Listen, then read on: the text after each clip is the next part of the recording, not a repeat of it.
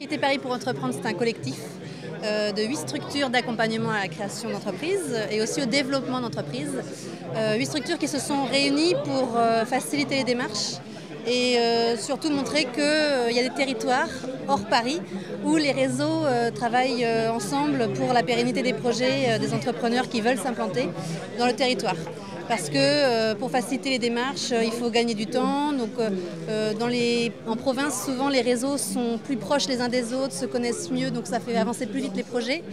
Et puis de là, on identifie aussi plus rapidement les difficultés des entreprises éventuellement. Donc les acteurs économiques réagissent plus vite aussi pour parer aux difficultés des entreprises locales. Voilà, c'est vraiment une dynamique collective pour la pérennité des entreprises. Quitter Paris pour entreprendre, c'est une initiative sartoise, effectivement. Nous sommes basés à 1 heure de Paris. Donc nous, ce qu'on met en avant, c'est les avantages de la capitale, mais sans les inconvénients. Ça veut dire que des créateurs qui ont envie d'être sur un marché parisien peuvent s'installer au Mans, par exemple, ou à la Ferté-Bernard, dans des villes en Sarthe. On est à 1 heure en train. La qualité de vie, la qualité d'accompagnement, les coûts d'immobilier qui sont jusqu'à 4 fois moins chers.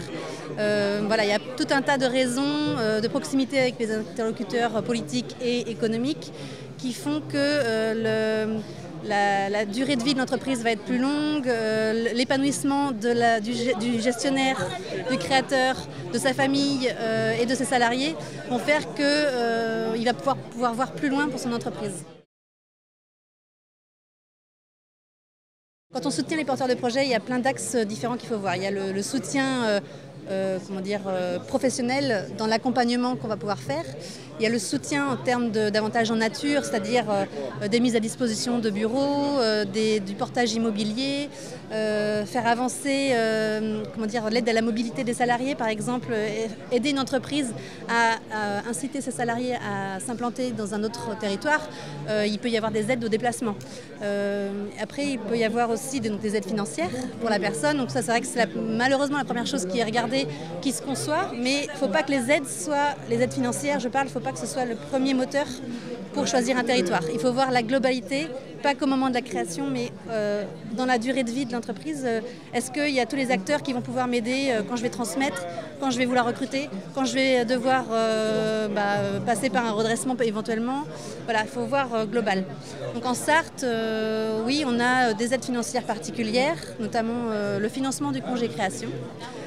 Qui est là depuis 2002, financé par le Conseil général de la Sarthe.